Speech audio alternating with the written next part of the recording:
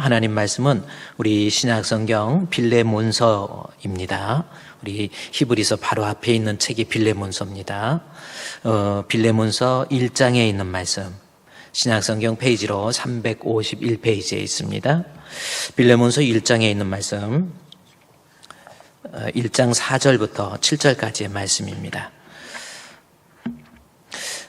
가정에서도 우리가 흩어져서 예배 드리지만 우리 말씀 봉독할 때, 제가 봉독할 때 같이 봉독해서 말씀에 집중해 주시기 바랍니다. 빌레몬서 1장 4절부터 7절, 4절부터 우리 같이 봉독합니다. 시작. 내가 항상 내 하나님께 감사하고 기도할 때에 너를 말함은 주 예수와 및 모든 성도에 대한 내 사랑과 믿음이 있음을 들음이니 이로써 내 믿음의 교제가 우리 가운데 있는 선을 알게 하고 그리스도께 이르도록 역사하느니라. 형제여, 성도들의 마음이 너로 말미암아 평안함을 얻었으니 내가 너의 사랑으로 많은 기쁨과 위로를 받았노라. 아멘. 좋으신 하나님의 은혜가 이 위기 속에서도 여러분에게 함께 하셔서 여러분의 가정의 평안, 또 하나님 주시는 은혜의 기쁨이 충만하기를 우리 주님의 이름으로 축원드립니다. 광고에 말씀하셨듯이, 우리 부목사님이 광고하셨듯이 여러분 정말 저는 보고 싶어요. 이렇게 막 몇 달 된 것 같고 참 보고 싶습니다. 그래도 여러분은 일주일에 한 번이라도 이제 또 이번 주 수요일 날도 또 영상으로 온라인 예배가 11시 예배, 또 오후 7시 30분 예배 두 번에 걸쳐서 송출이 되기 때문에 여러분은 예배 때마다 그래도 일주일에 두 번 정도는 목사님 얼굴을 이렇게 볼 수 있잖아요. 그런데 저는 여러분의 얼굴도 못 보고 그러니 얼마나 답답하고 그립겠습니까? 또 얼굴을 저는 본다 하더라도 이렇게 현장에서 이렇게 만난다 하더라도 반밖에 못 봐요. 이 마스크가 또 가리고 있어가지고. 근데 저는 여러분 이렇게 다 개방해가지고 좀 그렇습니다. 어쨌든 보고 싶습니다. 여러분, 그리고 주 안에서 진정 여러분을 사랑합니다. 정말 하나님의 은혜 가운데 이 코로나 위기 속에서도 승리하시기를 주님의 이름으로 축원드립니다. 오늘은요, 말씀의 제목이 지난주에 이어서 두 번째 제목입니다. 성도에 대한 빌레몬의 인간관계라고 하는 말씀의 제목입니다. 한번 저 제목을 자세히 생각을 해보십시오. 성도에 대한 빌레몬의 인간관계라는 겁니다. 이 빌레몬이라고 하는 것은 성경에 많이 언급되어 있지는 않아요. 다시 그 제목 지우지 마시고요. 빌레몬이 많이 언급되어 있지는 않습니다. 근데 이 빌레몬은 이 소아시아 지역에 있는 골로새 지역에 있는 사람인데, 바울이 3차 선교 여행 때 예배소, 특별히 두란노 서원에서 그리고 유대인의 회당에서 말씀을 가리킬 때 약 3년 동안 말씀을 가리키고 있을 때, 그때 아시아 사람으로서, 이방인으로서 바울에게 가서 하나님의 말씀을 듣고 진리를 발견한 거예요. 그래서 하나님 말씀을 듣다 보니까 예수가 그리스도시구나, 예수 믿고 구원받아야 되겠구나 해서 예수를 믿게 됩니다. 그리고 예수를 믿는 믿음 가지고 살았던 사람이 바로 이 빌레몬이에요. 그런데 빌레몬이 예수를 믿고 난 다음에 그의 삶의 변화가 일어납니다. 변화가 동반되지 않는 믿음은 마귀가 주는 거짓 확신이지 구원 얻는 믿음이라고 말할 수가 없다라는 거지요. 그러니까 내가 진짜 예수를 믿으면 우리의 말과 행실과 사랑과 믿음과 정절, 이 모든 부분에 있어서 가치관의 변화가 일어나고 삶의 변화가 일어나게 돼 있다라는 겁니다. 빌레몬이 예수를 진짜 믿고 난 다음에 그가 삶의 변화가 일어나는데, 그 중에서 빌레몬의 인간관계의 변화의 모습을 이 빌레몬서에서 우리에게 말해주고 있다라는 거지요. 그러니까 빌레몬 주변에 있는 어떤 사람이든지 예수 믿고 난 다음에 빌레몬의 인간관계는 그 대상이 누가 됐든지 간에 좋은 관계, 왜곡되고 삐뚤어지고 서로 원망하고 미워하는 그러한 관계가 아니라, 예수가 내 안에 들어가니까, 신앙이 들어가니까 이해할 수 없는 것 이해하고 용서할 수 없는 것도 용서하고 그리스도의 사랑의 눈으로 세상을 바라보니까 세상이 다 사랑스러운 모습으로 변화됐다라는 거예요.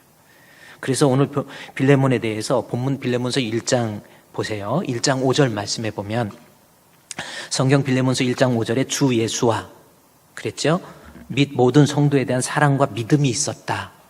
그것이 소문날 만큼 들었다 그랬죠. 빌레몬은 믿음이 있는 사람이었다라는 거죠. 이방인으로서 그 소문날 만큼의 믿음이에요. 그런데 그냥 믿음이 아니라는 겁니다. 빌레몬이 가지고 있는 믿음을 다시 설명해요. 6절에 이로써 너의 믿음의 교제라는 표현을 합니다. 그러니까 믿음은 믿음인데 하나님과의 이 코이노니아, 교제가 있는 믿음이었다라는 거지요. 이 교제라고 하는 것은 하나님과 계속해서 소통이라는 겁니다. 그러니까 빌레몬의 믿음은 머릿속으로만 관념론적으로 나 예수 믿어 이런 게 아니고, 혹은 습관적이고 율법적인 신앙도 아니고, 계속해서 예수를 믿는 사람으로서 하나님과의 끝없는 소통, 그 소통의 방법이 제가 여러분께 말씀드렸듯이 예배를 통해서 계속해서 하나님께 예배의 중단이 없는 거예요. 계속해서 예배를 드리고 또 기도를 통해서 하나님의 뜻을 알고, 그랬죠? 우리도 하나님 앞에 기도할 때, 여러분 답답할 때 하나님께 기도하면 하나님께서 내가 알지 못하는 크고 비밀한 일도 보여주시고요, 내 갈 길이 어떤 길인지, 내가 어떻게 해야 될 것인지 하나님께서 우리를 의의 길로, 평강의 길로, 축복의 길로 분명히 인도해 주세요. 빌레몬은 끊임없이 하나님 앞에 예배드리고 또 기도해서 하나님의 뜻도 알고, 그리고 말씀을 계속해서 말씀을 통한 교제, 말씀을 통해서 내 죄가 무엇인지, 허물이 무엇인지 발견하고, 그러한 믿음의 교제, 즉 빌레몬은 관념론적이고 습관적인 믿음이 아니라 정말 하나님 앞에 끊임없는 소통, 예배와 말씀과 기도가 공급되어서 주님과의 그 끊임없는 소통을 이룬 믿음을 가졌다라는 거죠. 그랬더니 보세요, 우리도 마찬가지잖아요. 우리도 하나님 앞에 진짜 믿음을 가지면, 소통하는 믿음을 가지면 변화되는 모습 중에서 빌레몬서에서 말한 인간관계가 변화돼요. 그 중에서 부부에 대한 관계도 변화가 되고, 부모와 자식의 관계도 변화되고, 지난주에 오늘 본문 한번 6절 말씀해 보십시오. 지난주에 공부했던 6절 말씀에 이로써 내 믿음의 교제, 자, 교제가 있는 믿음입니다. 헬라어로 보면은 교제가 있는 믿음 있죠? 저와 여러분도 꼭 교제가 있는 믿음을 가져야 됩니다. 그냥 교회 다니는 거 아니고 끊임없는 교제. 그랬더니 어떻게 됐는가 봤더니 6절 말씀에 교제에 있는, 즉 내 믿음의 교제가 우리 가운데 있는 선을 알게 하고 그리스도에게 이르도록 역사했다라는 겁니다. 근데 제가 그랬죠. 우리 가운데라는 그 말 앞에 너희 믿음의 교제가 세상 사람들에게, 이 말이 빠져 있어요. 그러니까 내가 하나님 앞에 하나님 끝없는 교제의 믿음, 정직한 믿음을 가졌더니 세상 사람들에게 그것이 예수님을 우리 가운데 있는, 야, 저 정도 돼야 예수 믿지, 저 사람 정도 돼야 내가 예수를 믿지, 그래서 나도 예수 믿고 싶다, 그래서 그리스도에게 인도하는, 그러니까 세상 사람들과의 관계가, 보세요, 하나님이 내 믿음에 함께 하니까 세상 사람과의 관계가 아주 원만한 관계, 좋은 관계, 나로 인해서 예수가 증거되는 관계, 그런 모습으로 빌레몬이 변했다라는 겁니다. 그러면서 이어서 이야기하죠. 7절 말씀, 오늘 이제 집중해서 봐야 됩니다. 7절 말씀에 형제여, 성도들이, 이제 성도들의 관계예요. 세상 사람들에게도 본이 되어서 그 사람으로 하여금 예수 믿고 싶은 마음, 그리스도에게도 인도했는데 7절 말씀에 빌레몬이 하나님 앞에 정직한 믿음, 그냥 관념론적이고 습관적인 믿음이 아니라 교제에 있는 믿음을 가졌더니 이제 빌레몬의 주변에 있는 성도들의 마음이 너로 말미암아 평안함을 얻었다라고 해서 성도와의 관계는 성도에게 평안을 주는 관계였다라는 거죠. 지난주에는 여러분 1장 5절 말씀에서 빌레몬이 성도와의 관계가 1장 5절에 주 예수와 모든 성도에 대한 사랑을 들었다 해서 성도와의 관계 속에서 빌레몬이 참 신앙이 들어가니까 자기가 가지고 있는 재물을 풀어서 성도 가운데 어려운 자들에게 베풀어주고 선을 행하는 그러한 모습이었는데, 오늘 7절 말씀해 보니까 성도들에게 끼쳤던, 즉 참 교제의 신앙, 그러한 빌레몬이 그러한 믿음을 갖게 되니까 다른 성도들의 마음속에서 빌레몬으로 인해서 너로 말미암아 평안을 얻었다라는 겁니다. 그러면 이 말씀은 또 무슨 뜻이냐는 거지요. 여기서 평안이라는 것이 무슨 뜻일까라는 겁니다. 그러니까 빌레몬 때문에 골로새 교회의 성도들이 빌레몬을 통해서 평안을 갖게 됐다, 얻었다라는 단어입니다. 평안을 얻게 됐다라는 거죠. 그러면 이 말씀은 무슨 뜻이냐는 거죠. 여기서 평안이 무슨 뜻일까라는 것 알아야 됩니다. 여기서 평안은 이 헬라어의 단어에서 보면은 아나페우타이라는 단어를 썼어요. 아나페파우타이라고 하는 저 단어를 썼습니다. 이 단어는 무슨 뜻이냐면 우리말로 평안 잘 번역이 됐어요. 그런데 이 아나페파우타이라고 하는 단어의 평안은 사실은 그리스도로 인해서 그리스도 안에서 죽은 자들이 누리게 될 평안, 그러니까 죽어서 천국에서 우리 주님과 함께 누리게 될 평안을 표현할 때 아나페파우타이라는 단어를 씁니다. 원래 헬라어에서요, 여러분 잘 들어보세요. 헬라어에서 평안이라고 하는 것은 두 가지 단어가 있어요. 하나는 이 에이레네라고 하는 단어가 평안함이라고 하는 단어입니다. 우리 오늘 이렇게 현장 예배를 드리지 못하니까 우리 찬양할 때 우리 에이레네 찬양 참 주중에도 연습하고 참 감사해요. 얼마나 아름다운 찬양으로 저들의 수고도 좀 여러분도 알아주시고요. 이렇게 한 번씩 격려도 해주시고 참 그렇습니다. 에이레네 찬양단 중창이 있죠. 근데 이 에이레네가 무슨 뜻이냐면 평안이라는 뜻입니다. 그런데 이 평안은 죽어서의 평안이 아니라 내가 이 세상에 살면서 예수를 믿는 것 때문에 믿음 안에서 주는 평강, 그것을 에이레네라는 단어를 씁니다. 아나페페우타이라고 하는 단어하고 아나페페우타이라고 하는 이 단어하고는 차이가 있죠. 저 아나페파우타이라고 하는 것은 이 세상에서가 아닌 예수를 믿는 것 때문에 이 세상에서 누리게 될 평안이라는 것은 이 에이레네라는 단어이고, 이 아나페파우타이라고 하는 것은 예수 믿는 믿음 때문에 죽어서 누리게 될 영원한 안식, 그것을 아나페파우타이라는 겁니다. 여러분도요, 이 세상에 살면서는 에이레네의 평안을 누리시고 반드시 죽어서, 여러분도 죽음도 금방입니다. 우리는 천년만년 사는 게 아니에요.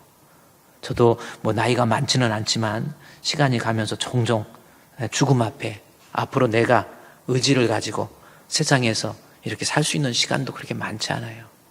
죽음 앞에 딱 섰을 때 우리의 시신이 관에 들어가기 전에 딱 돼 있을 때 내가 하나님 앞에 이 세상에서 풀어야 될 것이 무엇이고, 그래요. 이 세상에서는 그렇다 해도 나 천국에서 잘할 거라고 그렇게 생각하는 건 큰 착각입니다. 이 세상에서의 삶이 천국에서 삶이에요. 그래서 에이레네입니다. 그래서 이 세상에서 풀 거 풀어버리고 해결할 거 해결해야 천국에 가는 거예요. 죽음 앞에서. 아나페파우타이라를 누리기 위해서는 우리도 그리스도 믿는 믿음 안에서 이 세상에서의 평안을 누려야 된다라는 겁니다. 자, 그러면 오늘 본문 7절 말씀해 보십시오. 이 빌레몬서 1장 7절에 빌레몬으로 인해서 바울이 형제여 성도들이 마음이 너로 말미암아 평안이라는 겁니다. 이 평안이라는 것은 결국은 무슨 뜻이냐면 예수 믿는 믿음 때문에 주어지는 에이레네의 평안, 예수 믿는 믿음 때문에 주어지는 아나페파우타이, 다시 말해서 천국에서의 평안, 둘 다 똑같죠. 결국은 뭐예요? 예수 믿는 믿음을 통해서 얻게 될 평안이라는 겁니다. 요한복음 14장 27절 말씀에 보면 바로 그 말씀이 나와 있어요. 요한복음 14장 27절 말씀에 평안을 너희에게 끼치는, 이 평안 나오죠. 우리 예수님께서 주는 평안이다. 곧 나의 평안, 우리 예수님이 주는 평안은 다르잖아요. 나의 평안을 너희에게 주노라. 내가 주는 것은 세상이 주는 것과 같지 않다. 그러니까 지금 빌레몬이 성도들에게 준 평안은 세상에서 주는 평안이 아니에요. 내가 출세해서, 내가 어떤 목적을 이루어서, 내가 부자가 되어서, 내가 좋은 집에 살아서, 내가 건강해서, 내가 원하는 소기의 목적을 이루어서 주어지는 기쁨과 평안, 그것이 아니라는 거예요. 빌레몬이 안겨줬던 것은 평안을 끼치노니 곧 나의 평안을 내가 너에게 주노라. 내가 주는 것은 세상이 주는 것과 같지 않는 우리 주님 믿는 믿음 안에서 주어지는 평안입니다. 그래서 이 말씀, 이 평안에 대해서 여러분 로마서 15장 13절 말씀에 보면 어떤 얘기를 하냐면 소망의 하나님은 모든 기쁨과 평강, 에이레네 평강입니다. 평강을 어디 안에서 주는 거예요? 믿음 안에서 너희에게 충만하게 주는 거예요. 자, 그러면 오늘 다시 빌레몬서 1장 6절, 7절 말씀에 이 말씀은 바로 그 뜻이 되는 거예요. 형제여, 성도들의 마음이 너로 말미암아 평안을 얻었다 할 때 이 평안은 결국은 예수 믿는 믿음을 가짐으로 오게 되는 평안이라는 겁니다.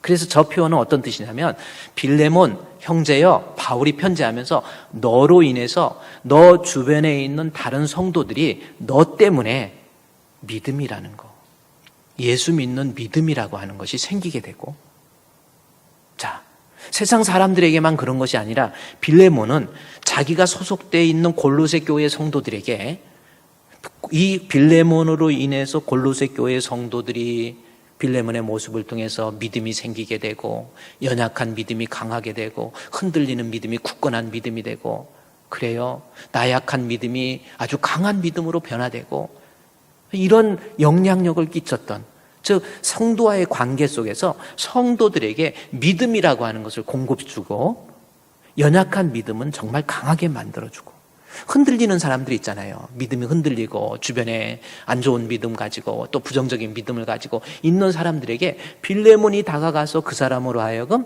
흔들리는 믿음을 굳건한 믿음으로, 불완전한 믿음을 온전한 믿음으로 만들어서 그 사람으로 하여금 평안, 즉 예수 믿는 믿음 안에서 확고하게 거할 수 있도록 만들었던 사람이 바로 빌레몬이라는 거예요.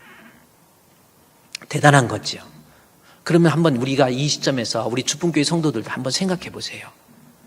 내가 하나님과의 참 교제의 믿음, 진짜 믿음이죠. 말로만의 믿음이 아니라 진짜 끊임없이 예배를 통해서, 말씀을 통해서 내 허물이 발견되고, 기도를 통해서 하나님의 뜻을 알게 되고, 그래서 구원 얻는 교제의 믿음을 갖게 되면 그 사람은 그 사람이 소속된 교회의 다른 성도들의 믿음을 강하게 만들어주고, 뜨겁게 만들어주고, 온전하게 만들어주고, 역사하는 믿음으로 만들어주는 그러한 모습으로 나타나게 된다라는 뜻이에요. 그래서 우리 흩어져서 예배드리는 우리 성도들 한번 생각해 보세요.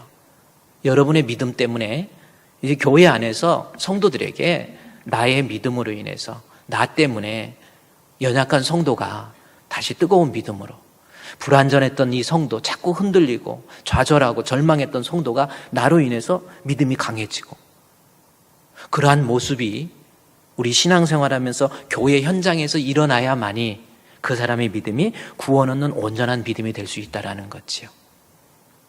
여러분, 우리 여기에서요 잠깐 성경을 한번 옮겨가서 성경을 한번 보도록 하겠습니다. 우리 성경을 여러분이 집에서, 각 집에서도 한번 찾아보세요. 사도행전 15장에 있는 말씀입니다. 여러분이 한번 성경을 이제 찾아가서 사도행전 15장에 있는 말씀 보도록 하겠습니다. 자, 사도행전 15장 36절부터 있는 말씀입니다. 이 36절부터 41절까지의 말씀을 보면 어떤 이야기가 나오냐면, 바울과 바나바가, 바울이 그래요, 바나바한테 우리 이제 1차 선교 여행도 잘 끝났고 예루살렘 공의회에 가서 바울이 1차 선교 여행을 갔을 때에 그 사이에 바울과 바나바가 안디옥 교회에서 잠깐 빠져나가 있었더니 어떤 일이 있었느냐면, 안디옥 교회에 신학적인 문제가 생겼어요. 이단이 들어와가지고 교인들을 흔드는 거예요.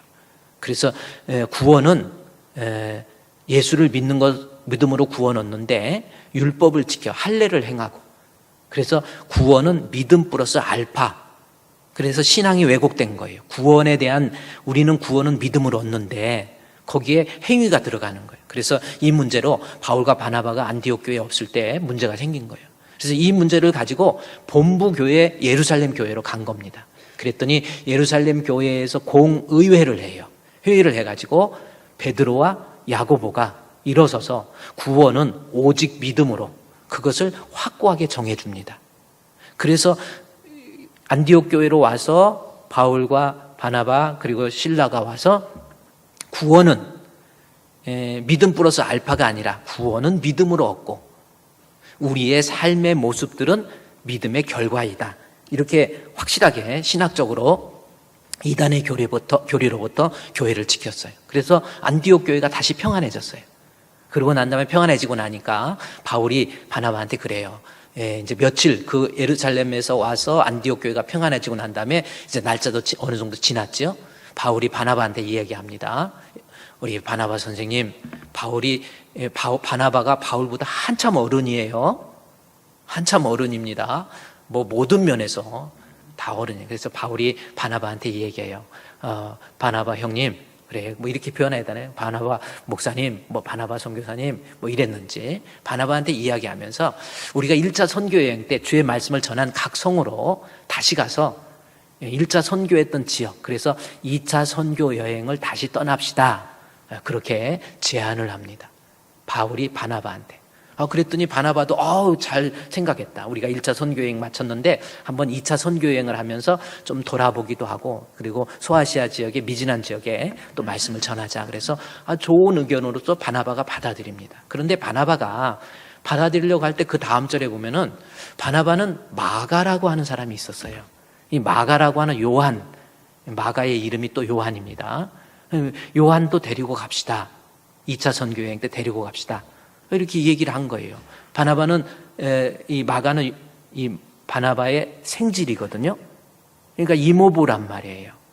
그래서 아주 가까운 이 마가를 우리 데리고 가자. 근데 바나바 입장에서 생각할 때 여러 가지 유익한 거예요. 마가는 물질적으로도 상당한 부자였거든요. 마가의 다락방 아십니까? 엄청난 건물을 가지고 있고 그런 겁니다. 그래서 여러 가지로 이모부가 생각할 때 꼭 생질이 돼서 그런 것이 아니라 마가를 좀 데리고 가자. 그랬더니 뜻밖의 38절 말씀해 보니까 바울이 밤빌리아에서 자기들을 떠나서 함께 일하러 가지 아니한 자를 데리고 가는 것이 옳지 않다. 이 얘기를 하면서 39절 말씀해 보면 서로 심하게 다퉈버려요. 얼마나 싸움을 크게 했는지 서로 심하게 다퉜다고 성경에 기록할 만큼 기록이 되어 있는 거예요. 이 사건이 사도행전 15장에 있었던 사건입니다. 그런데 바울과 바나바가 그렇게 심하게 다툴 문제였나라는 생각이 들어요. 그런데 바울이 바나바가 마가를 데려가자 했더니 바울이 막 화를 내면서 안 된다 그래요. 그 이유에 대해서는 이 앞에 절에 보면은 밤빌리아에서 자기를 떠나서 함께 일하러 가지 아니한 자를 데리고 가는 거 옳지 않다 이야기를 합니다. 근데 저 사건은 뭐냐면 사도행전 이 앞에 15장 앞에 있는 13장에 나와 있는 거예요. 제가 지도를 한번 잠깐 보여주면 저 사건이 어떤 사건이 있었느냐면, 그러니까 마가를 데리고 가지 않은 이유가 뭐냐면요. 지도를 한번 보세요. 지도를 한번 저렇게 보면요. 바울이 1차 선교 여행이 어디서부터 시작되냐면 이 수리아 안디옥에서, 바울의 1차, 2차, 3차 모든 선교 여행은 반드시 수리아 안디옥에서부터 시작을 합니다. 그래서 수리아 안디옥이라는 지역에서 바울이 안디옥 교회에 파송을 받아가지고 실루기아로 가서 배를 타고 이 구보로라고 하는, 지금 말하는 사이프러스 섬입니다. 구보로라고 하는 섬으로 살라미로 가서 여기에서 그 구보로 섬의 총독 서기오 바울을 회심을 시켜요. 안디옥 교회에서 파송 받아가지고 이 사이프러스 구보로, 엄청난 음행의 도시 사이프러스입니다. 그런데 그곳에서 바울이 선교를 가서 이곳에 사람을 변화를 시켜요. 변화를 시키고 난 다음에 바보라고 하는, 이 이름이 좀 그렇지만 바보는 아니고요. 바보라는 항구로 가서 배를 타고 밤빌리아 버가로 갑니다. 지금 1차 선교여행을 가는 거예요. 그래서 사도행전 13장에 보면 버가에서 여기 잠깐 이 앞에 사도행전 13장에서 보면요. 한번 여러분 잠깐 좀 봅시다. 사도행전 13장 13절 말씀에 보면 그 말씀이 나와 있어요. 바울과 및 동행하는 사람들이 바보에서 배 타고 밤빌리아에 있는 버가에 이르니 요한은 그들에게서 떠나 예루살렘으로 가버렸어요. 자, 요 말씀 다시 지도를 보세요. 거기 사도행전에 나온 것처럼 여기 버가에서, 밤빌리아의 버가에서 비시디아 안디옥으로 가야 갈라디아 지역입니다. 비시디아 안디옥, 이고니온, 루스트라, 더베라고 하는 바울의 이 선교, 1차 선교 여행이 여기서 시작이 되는 건데, 여기에서 버가에서 반드시 비시디아 안디옥으로 가서 해야 되는데, 거길 갈 때 이 가운데 산맥이 하나 있습니다. 태백 산맥처럼. 그 산맥의 이름이 뭐냐면 타우루스 산맥이에요. 우리 타우루스 산맥. 그래서 여기에서 이쪽으로 건너서 가야 되는데 마가가 갑자기 선교 가겠다고 수리아 안디옥에서부터 같이 가갖고 여기 사이프러스에서 선교하고 배 타고 여기까지 갔다가 이 타우루스 산맥을 넘을 때 나 안 간다 그러는 거예요. 그리고 마가는 집으로 돌아가 버렸어요. 자기 집으로, 고향으로, 예루살렘으로 가버립니다.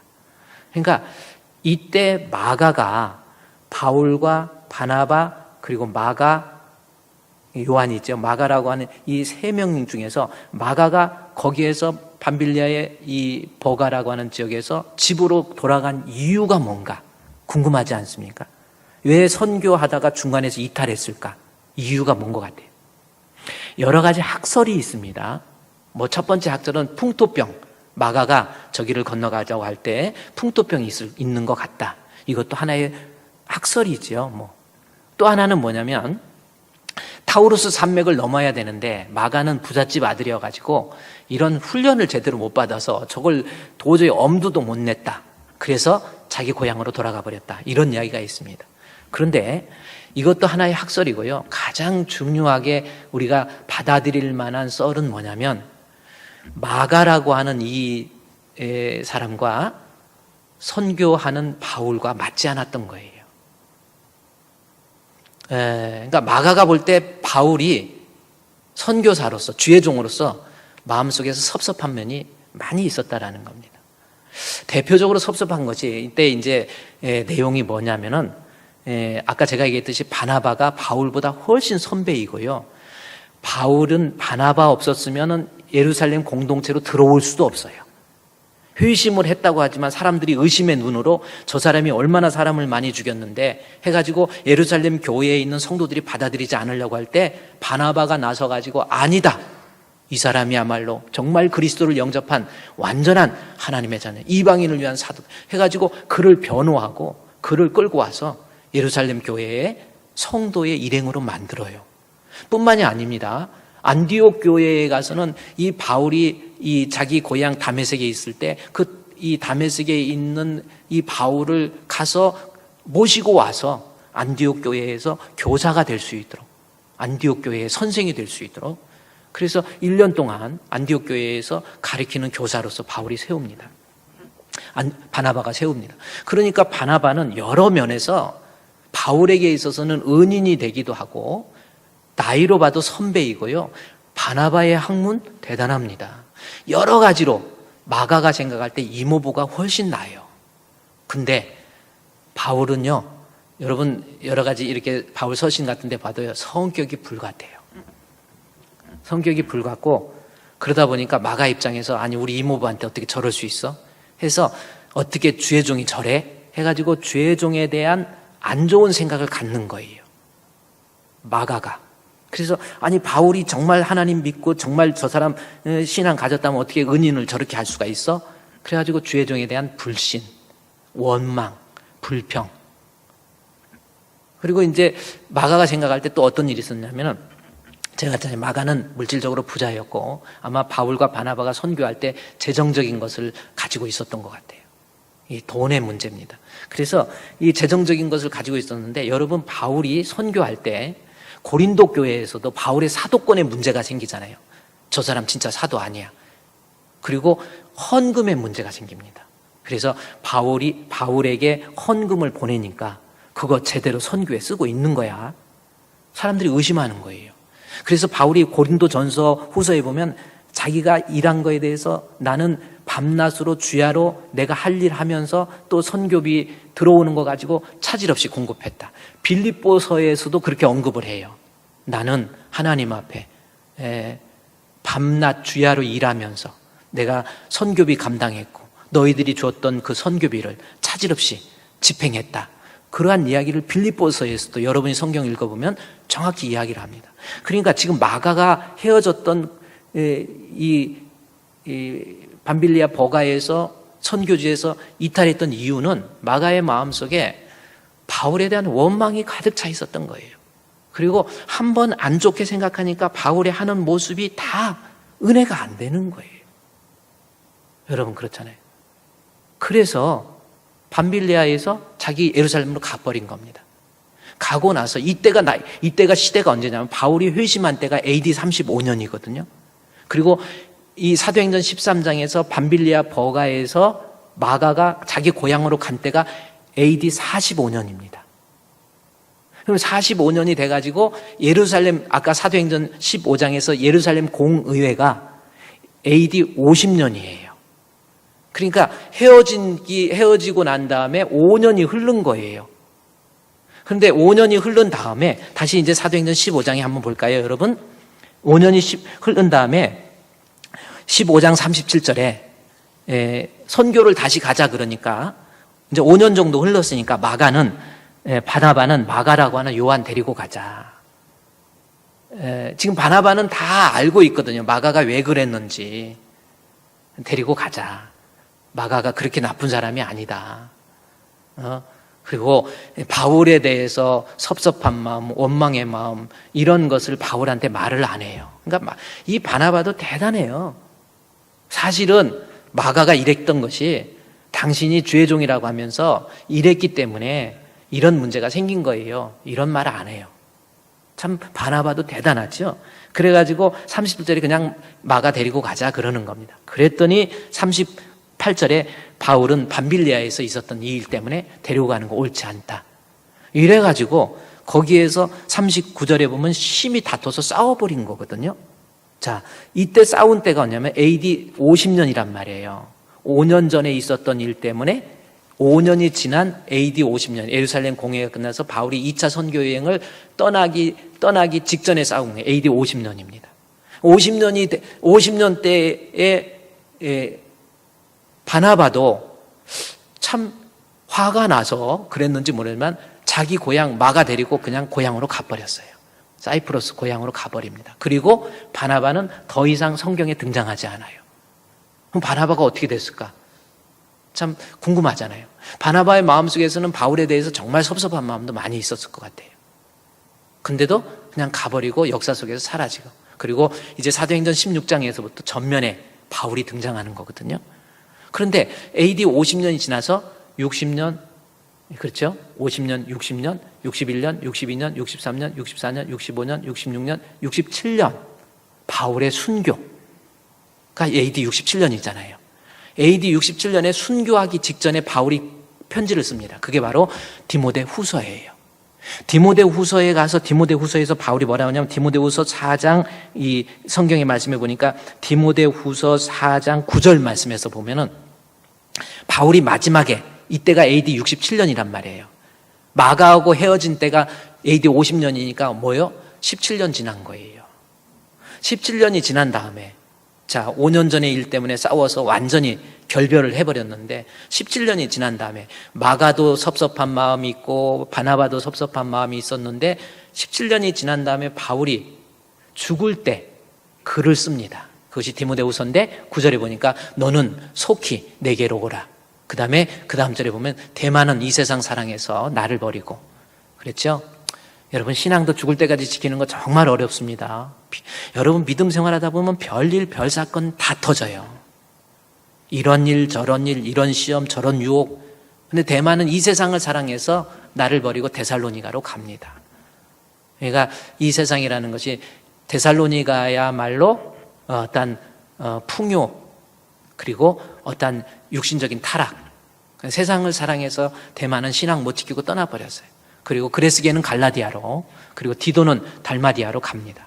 그렇게 이야기를 죽으면서 자기 인생을 회고하면서 여러분 하나님 앞에 가서 다 정리를 하기 전에 먼저 이 세상에서 정리를 하는 거예요.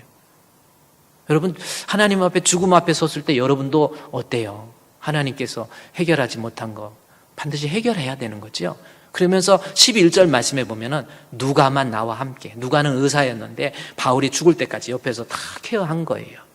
변함없이. 누가가 나와 함께 있었는데 그 다음에 내가 올 때에 그러니까 디모데한테 마가를 데리고 오라. 그가 나의 일에 유익하니라라는 겁니다. 아까 50년에 헤어졌잖아요. 17년 지난 다음에 그 기간 안에 무슨 일이 있었길래 마가, 원수와 같은 이 마가가 왜 이렇게 변해서 바울 선생님한테 가서 보세요. 바울 사역의 적극적인 협력자가 돼요. 바울에 대한 오해도 다 쓸어버리고 바울에 대한 섭섭한 마음도 다 쓸어버리고 바울에게 유익, 여기 본문에서는 유익이지만 원래 헬라어 원문에서는 큰 유익이 됐다라는 거죠. 마가가 왜 이렇게 변했죠? 저는 제가 지금 여러분께 말씀드리는 것이 마가를 이렇게 변화시킬 수 있었던 죄종에 대해서 오해하고 섭섭해하고 그야말로 바울도요, 성질이 불같습니다. 불같은 성격, 목회하는 거 보면, 선교하는 거 보면 마음에 안 들었던 거예요. 그리고 선교비 내역도 이거 말도 안 되는 거예요. 그래서 그러한 섭섭한 마음을 가지고 있었던 이 마가가 안 변할 것 같았는데 어느 순간에 변화돼서 마지막에 죽을 때 바울의 고백을 보니까 내게 큰 유익을 줬다라는 거죠. 누가 이렇게 만들었습니까? 저는 이거예요. 마가가요, 나중에는 베드로전서 5장 13절 말씀해 보니까 마가가 어떻게 되는 줄 아세요? 베드로 보세요. 택하심을 함께 받은 바벨론의 교회가 너에게 문안하고, 이게 베드로가 쓰는 겁니다. 내 아들 마가도 그러하느니라. 베드로가 마가를 아들이라고 칭해요. 그러니까 바울에게는 유익을 주고 마가가 이 베드로에게는 아들과 같이 정말 주의 일에 신실한 주의 일꾼이 돼버린 거예요. 이 마가가 여러분 대단한 겁니다. 베드로에게서는 아들과 같은 신실한 주의 종이 돼버렸고요. 베드로에게는 아들과 같은 신실한 종이 되었고, 바울에게는 큰 유익을 주는 그러한 원망과 불평 다 사라지고 이렇게 됐잖아요. 나중에 이 마가가 어떻게 되는 줄 아세요? 저는요, 마가의 모습을 보면서 정말 감격하지 않을 수가 없어요. AD 64년도에 베드로가 순교해요. AD 64년도에 로마 네로 황제의 그 박해로 인해서 베드로가 순교합니다. AD 64년이에요. 그리고 바울은 AD 67년에 순교해요. 자, 마가가 그렇게 원망했던, 그리고 베드로는 예수님 배신했다는 소리를 다 들었잖아요. 그래서 베드로에 대해서도 신뢰하지 못했거든요. 그런데 이 마가가 그렇게 원망했던 그러한 바울, 베드로 죽게 됩니다. 죽고 난 다음에 내가 그토록 사랑하고 존경했던 바울의 죽음, 베드로의 죽음을 놓고 그 마음속에 비통한 심정을 가져요.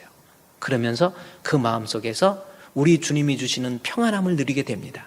그러면서 쓴 책이 있어요. 그 책이 뭔지 아세요? 마가복음이에요. 여러분, 마가복음이요, 대단합니다. 내가 그렇게 사랑하고 존경했던 베드로의 순교, 바울의 순교. 그래서 마가복음이 그 두 분의 순교, AD 67년과 70년 사이에 쓴 책이 마가복음이고, 마가복음이 뭡니까? 사복음서의 원본이에요. 마가복음을 보고 마태가 쓴 것이 마태복음이고, 마가복음을 보고 요한이 쓴 것이 요한복음이고, 마가복음을 보고 누가가 쓴 것이 누가복음이란 말이에요. 사복음서의 원본이에요. 그 성경 마가복음을 읽어보면 줄줄이 이 마가의 그 뜨거운 심령을 우리가 읽을 수 있어요. 마가복음의 핵심이 뭡니까? 마가복음 1장 1절이 뭔지 아세요? 하나님의 아들 예수 그리스도의 복음의 시작이다. 이게 모든 성경의 서론이에요. 창세기보다 더 감동적이고 더 환상적이고 더 역동적인 성경의 서론, 하나님의 아들 예수 그리스도 복음의 시작이다. 마가가 쓴 책이에요. 이 성경이 AD 67년 바울이 순교하고 난 다음에 로마의 곳곳에, 보이지 않는 곳에서 마치 들불 번지듯이 이 말씀이 퍼지기 시작한 거예요. 그리고 저 마가복음을 통해서 우리가 배울 수 있는 게 뭐냐면 하나님의 아들 예수 그리스도.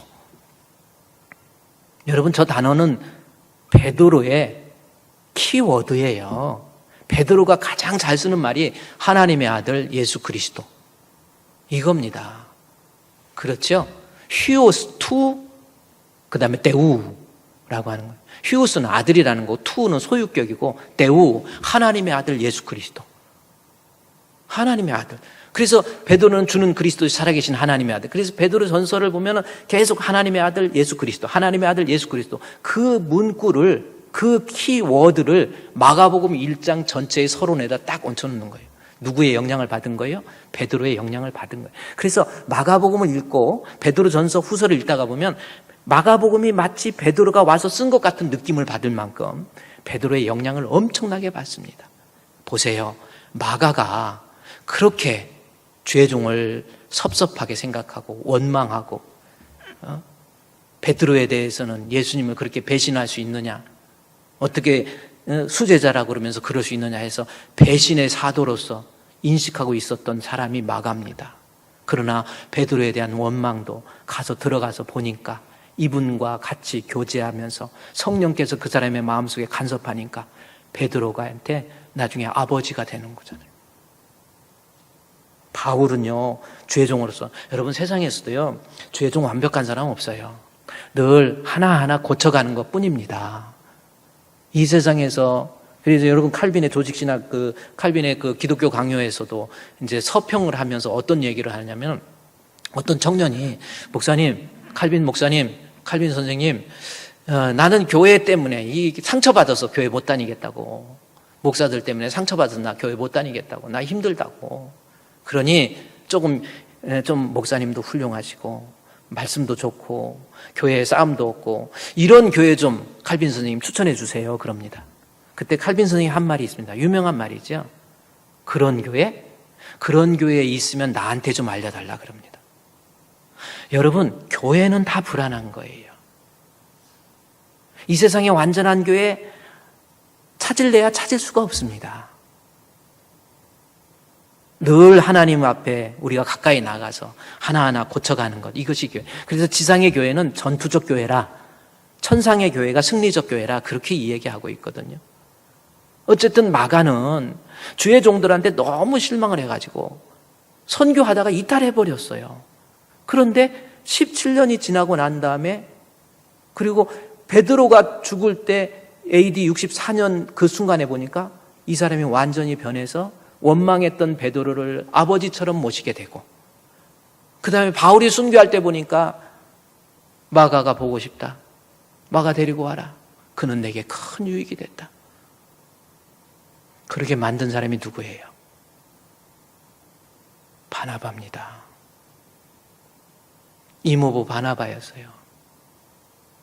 마가가 정의감에만 불타 있었지, 또 귀공자처럼 돈도 있고 하다 보니까 세상에 부족한 것도 없지, 보이지 않는 영적 교만으로 가득 차 있었던 이 마가를 데려다가 훈련한 거예요. 마가, 너 그러면 안 돼. 너 이러는 것이 신앙이 아니야. 너 이렇게 하면 안 돼.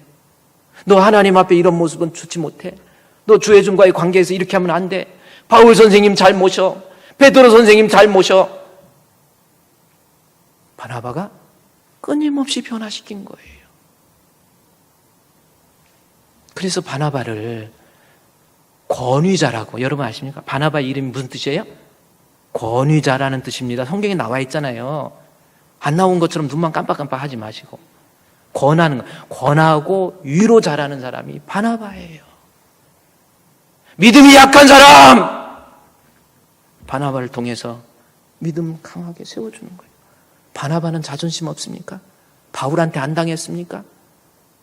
그래도 바울 선생에 대해서, 마가야, 너 이러면 안 돼. 믿음이 연약한 사람 강하게 해주고, 뜨겁게 해주고, 쓰러질 믿음에 좌절할 수밖에 없고 부정적으로 생각하는 사람밖에, 이럴 사람밖에 안 되는 사람을 데려다가 훈련시켜가지고 강한 믿음의 사람으로 만들었던 사람이 바로 바나바라는 겁니다. 여러분, 빌레몬이 그런 사람이에요. 성도들에게 평안함, 믿음 안에서 주는 평안, 다시 말해서 굳건한 믿음을 심어줬잖아요. 여러분은 다른 성도들에게 어떤 모습입니까? 그래서 교회 안에서는 항상 조심해야 돼. 말 조심하시고, 내가 이런 말에서 우리 성도들의 마음에 혹시 교회에 대해서 멀어진다든지, 행동 조심하시고, 교회에서. 옛날에 제가 우리 성산교회 있을 때도 얘기했지만, 그때 한참 저기 했던 것이, 교회에서 오전 예배 드리고 오후 예배 드리는 사이에 시간이 있을 때 다른 교회에서 교제를 한다고 그러면서 교회에 쉬는 교육관 거기에다가 바둑판, 장기판 갖다 놓고 잠깐 예배 드리기 전에 쉰 거예요. 쉬어가지고 같이 만나서 장기도 한 번씩 두고, 그냥 예배, 오후 예배 드리기까지 시간이 좀 있으니까 장기를 두고 그러다가 문제가 생기는 거예요. 하다가 한 번 물려달라. 뭐 그럴 수도 있지 않느냐 그랬더니 뭐 한 번 안 물려주는 걸 뭐라고 그러죠? 일타불발? 뭐라 그럽니까? 그냥 안 된다, 뭐 한다 해갖고 같이 예배 드리기 전에 바둑 두고 장기 두고 하다가 바둑판, 장기판 집어던지고 싸워가지고 교회에서 문제가 생기는. 그래서 교회에서는요, 다른 성도, 교회 문제가 될 만한 일들은 하지 말아야 된다는 거예요. 말도요, 교회 안에서는 정말 조심해야 돼요. 요즘 우리나라가 좌파, 우파 막 나눠주고 나오고 그러는데, 저도 이제 대학 동기들 같이 모여서 우리 장학금을 마련해서 우리 후배들에게 장학금을 주자 해가지고 우리 동기들 몇 명 이렇게 모여서 그 장학금 후원회를 만들어가지고 1년이면 그래도 몇 천만 원씩 장학금을 줍니다. 지난번에는 학교 총신대학교 들어오는 아이들 학생들한테 도서비 명목으로 해서 얼마씩 다 나눠주고요. 또 등록금 하지 못하는 데 공급도 해주고. 그래서 좋은 의미잖아요. 그래서 그걸 우리가 만들었어요. 만들어가지고 총신장학회 해가지고 만들어가지고 했는데, 그러다 보니까 카톡을 만들었어요. 단체 카톡을 만들어서 거기서 서로 정보도 교환하고 친구들 만남에 있고 뭐하고 이렇게 합니다. 근데 지난번에 카톡 보내다가 난리가 난 거예요. 뭐냐면 막 이승만 이야기가 나오면서 막 이승만이 뭐냐 그런 말 있지. 그러다가 거기서 싸움이 한참 일어나더라고요. 막 카톡으로 서로 주고받으면서 정신 차리라고 그러고 막. 그러니까 야 너는 꼴통이다 뭐하다 하면서 막 하는 거예요. 그러다가 또 하나는 이제 뭐냐면 이번에 돌아가신 백선엽 장군 있잖아요. 백선엽인가요? 그분 갖고 또 막 국립묘지 해야 되냐 말아야 되냐 하고 또 난리가 난 거예요. 제가 한번 우리 동기들 카톡 한번 제가 그래서 하나 카피했는데 한번 볼까요? 제가 오직하면은 제가 우리 성신후원 장학금 여기 이것도 잘 기억해서 후원해 주시고요. 여기 보세요. 싫으면 이제 중간에 들어간 거예요. 싫으면 안 보면 되고 싫다면 안 올리면 되고 누가 뭘 올리면 그런가 보다 하고 지나가면 그게 편한 인생길이 아닐까 싶은데, 그러니까 이 친구도요 영국에서 공부하고 이 이름을 이렇게 제가 이렇게 지워라고 해서 지웠는데 공부도 많이 하고 언론 C+라고 C-포커스라고 그 언론사에 이거저거 따지지 말고 딴지 걸고 자기 주장 내세우며 서로가 짐이 되고 그러다가 분위기 망치고 글다 아무것도 못하고 결국 혼자만 남게 된다는 걸 뒤늦게 알면서 난 위법이냐 불법이냐 아니면 다 품고 가기로 했네. 그러니까 여기 이분 대전에서 큰 우리 총신대학교 들어갈 때 수석으로 들어가는 친구예요. 320점 만점 중에 316점 맞은 대단한 친구. 이 친구가 형님 저도 올리고 싶은 것이 많아요. 하지만 안 올려요. 둘 중에 하나를 선택하면 좋을 듯해요. 1. 서로 자신의 소견에 옳은 이야기를 단톡에 계속 올리고 그걸 그런가 보다 하면서 지켜보는 선택. 2. 그냥 그런 이야기들은 올리지 않고 교제 나누는 장소로만 활용하는 자는 후자가 좋다고 생각해요. 그러니까 뒤늦게 철들든지. 밑에는 더 난리가 나가지고 한참 저렇게 싸우다가요 한 친구가 카톡방에서 나가버렸어. 나가버리니까 이제 다른 친구가 다시 초대를 해갖고 야 너 왜 이랬다고 집 나가냐 해갖고 다시 또 끌고 들어오는 거예요. 끌고 들어오고 뭐하고 해가지고 좌파 우파가 우리 목사님들 사이에서 저렇게 나눠지더라고요. 저는 나중에 이제 답글을 하면서 흐흐 해가지고 우리 그리스도 안에서 우리 서로 싸우지 맙시다 그렇게 한번 올리고 그랬는데, 제가 그래요. 목사님들도 여기 보세요. 대면 예배 드리냐 비대면 예배 드리냐 이런 거 저런 거 지금 복잡한 얘기가 많아요. 교회 안에 분열이 더 무서운 것 같아요. 사람들이 다 예수 믿는 사람도 좌파가 있을 수 있고 우파가 있을 수 있어요. 다 잘 되자고 하는 거잖아요. 근데 문제는 그런저런 이야기를 교회에서 하면 안 돼요. 여러분, 왜냐면 이거 문제 때문에 그래가지고 집 나간 친구 있잖아요.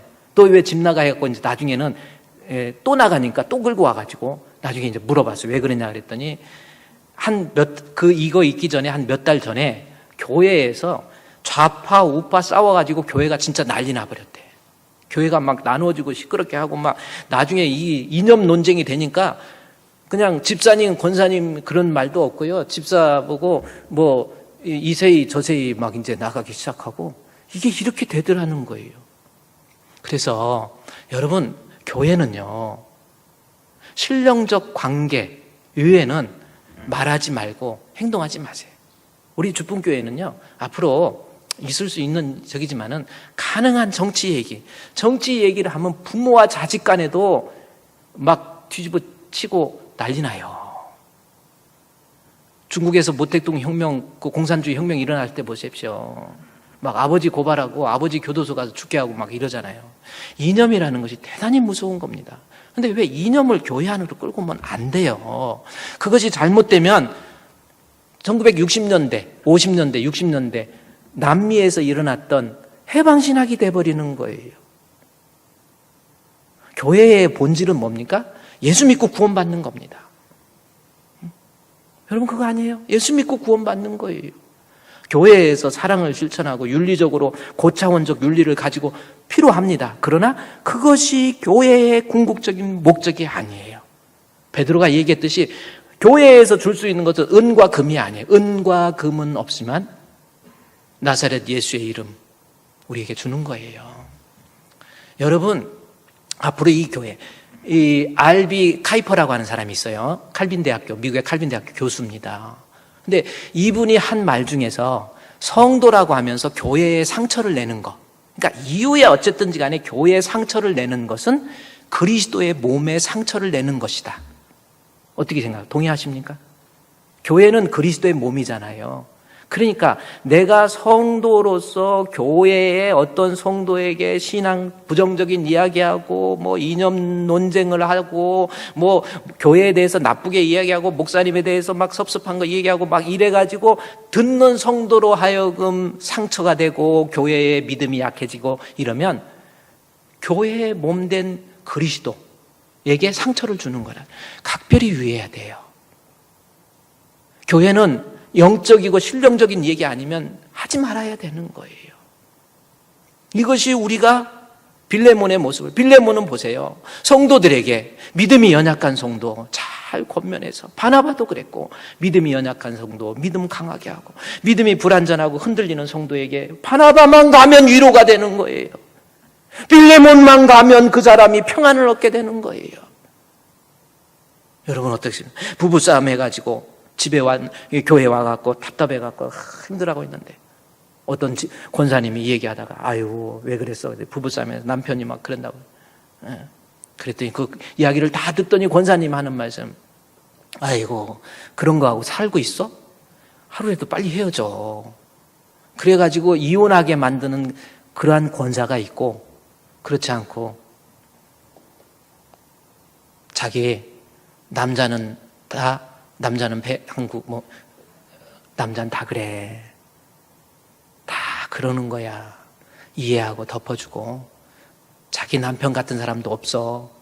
그래가지고 아내가 그래 가서 화해해가지고 잘 살았다는 전설이 있어.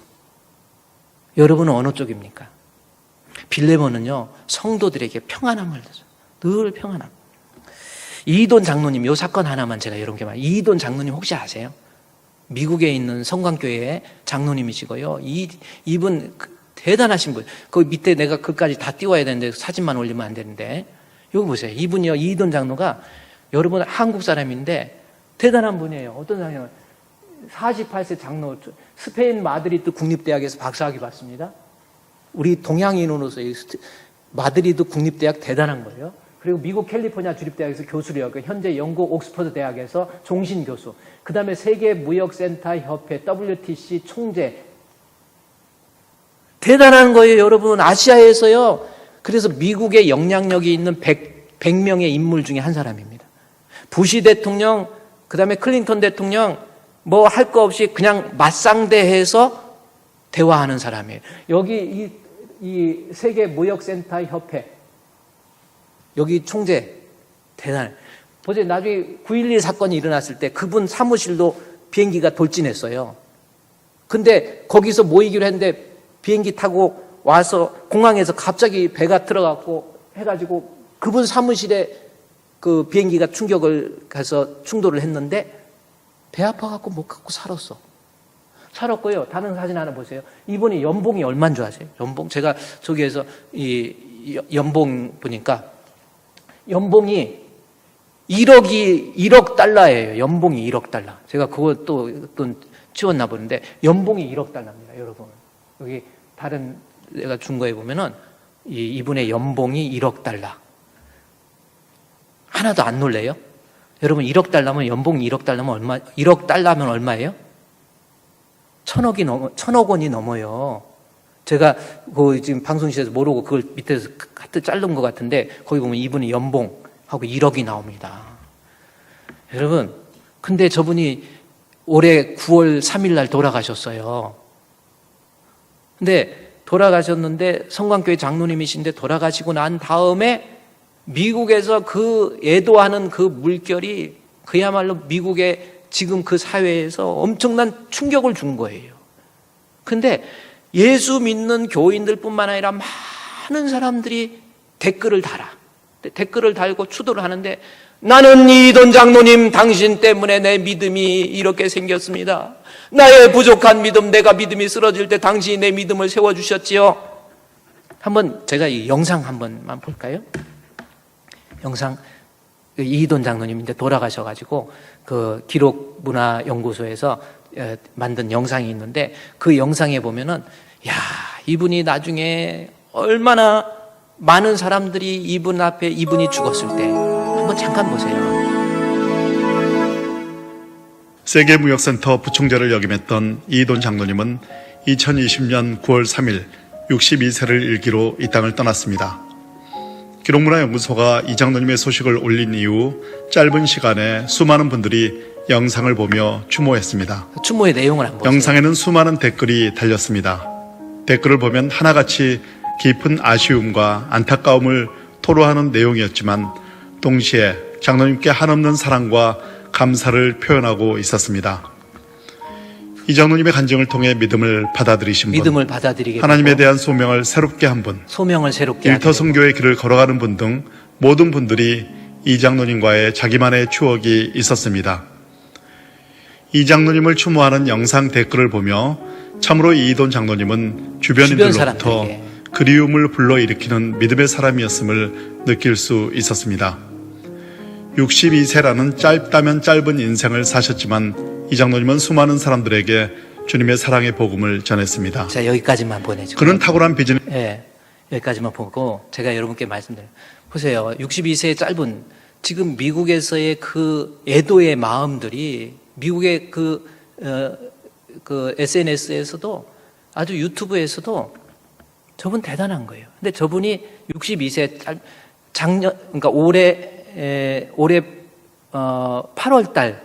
8월 첫 주에도 성가대 찬양을 해요. 근데 갑작스럽게 위암이 발병해가지고 그냥 돌아가셨어요. 정말 안타깝지요. 여러분, 근데 저분이 죽고 난 다음에 많은 사람들이 이제 이게 나왔네. 이것도 보세요. 1억, 연봉 1억 달러. 세계 무역 총재, WTC 최우맨이라고 하잖아요. 근데 저 사람은 세상에 살면서 보세요. 원래는 목회자가 되고 싶었던 사람인데 아버지가 돈도 없고 이 마드리드로 유학을 보낼 때도 돈 하나도 없고 아버지가 비행기를 탔는데 비행기표만 끊어주고 봉투를 하나 주길래 야, 여기에 달러가 많이 있겠구나 하고 딱 열어보니까 그 안에 너의 조상의 하나님이 너와 함께 하실 것이다. 그것만 있었던 거예요. 아무것도 없는 상태에서 가가지고 정말 세계적인 인물이 된 겁니다. 근데 저분은 하는 말이 주변에 있는 사람에게 빌레몬처럼 한 번도 여러분 이분의 간증을 들어보세요. 예배 목숨 바치고 참석하잖아요. 예배를 통해서 하나님 앞에 끊임없이 기도하고 찬양하고 말씀 듣고 이래가지고 그 사람의 신앙이 뜨거워지게 되고 주변에 있는 사람에게 엄청난 영향력을 미치게 되잖아요. 여러분, 우리가 진짜 하나님과 교제하는 구원 얻는 믿음을 갖게 되면 우리 성도들을 일으켜 세울 수 있는 그들에게 용기를 주고 신앙을 심어주고 믿음을 심어주고 그런 사람으로 자연스럽게 변화가 됩니다. 여러분, 절대로 여러분을 인해서 교회의 다른 성도들의 믿음이 약해진다든지 부정적인 것, 안 좋은 말, 또 이념적인 것 이런 것 통해서 성도들 간에 갈등을 일으키는 일이 없도록 여러분 주의해 주시기를 우리 주님의 이름으로 축원드립니다.